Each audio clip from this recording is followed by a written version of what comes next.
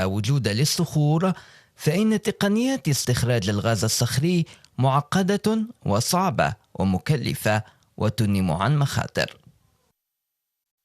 كميات الغاز المستخلص من المتر المكعب من الصخور ضعيفة بالمقارنة مع معدلات الغاز الطبيعي. من التقنيات المستخدمة لاستخلاص الغاز الصخري التكسير المائي عبر حفر أنبوب عمودي بعمق 1500 إلى 3000 متر وصولا للطبقات الصخرية الارتوازية. الحفر يستمر أفقيا على مسافة كيلومترات على طول طبقات الصخرية.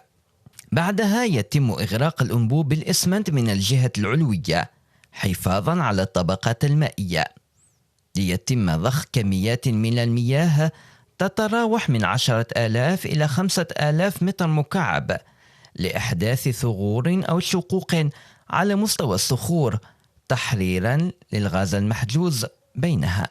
هذه التقنية تتطلب كميات ضخمة من المياه وإدراج عشرات من المواد الكيميائية الحساسة، ما يهدد المياه الجوفية القابعة في الطبقات العليا من الأرض بفعل تسرب المياه المستغلة في مرحلة التكسير والممزوجة بمواد كيميائية خطيرة.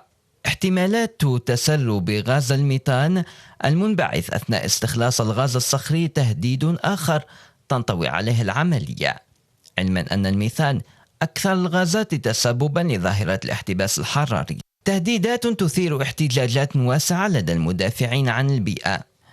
مثل نجاح الولايات المتحدة في حفر أول بئر للغاز الصخري عام 81,900 اختراقا في مجال تطوير هذه المادة لتتوسع عملية الاستغلال نحو الجارة كندا، مع تسجيل شروع أولى عمليات التنقيب في كل من أستراليا، الصين وبلدان أوروبا الشرقية.